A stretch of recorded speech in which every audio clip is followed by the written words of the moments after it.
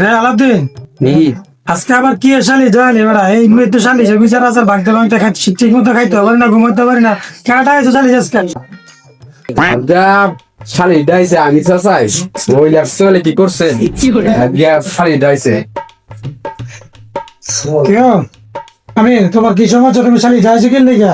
ও মাব্বা সাপ ডাইছিলাম মিটার লাগি আমার ছেলেরে পাঠাইছিলাম আমার মারে লইয়া বেড়াইতো অনে হাই গিয়া তো ঘরের দুয়ার দিয়ে লেছে।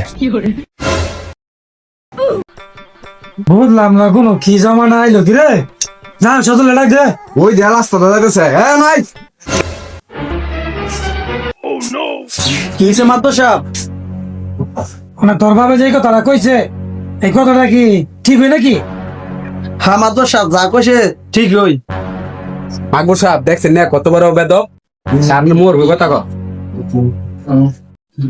মাত্র সাপ আমার বেদবির কি হইলো আগে আমার কথা শুনেন। আচ্ছা ঠিক আছে, কি কথা কও দি উনি।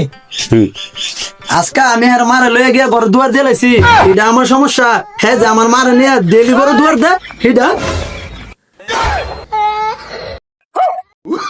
মন্দির তো কয় কি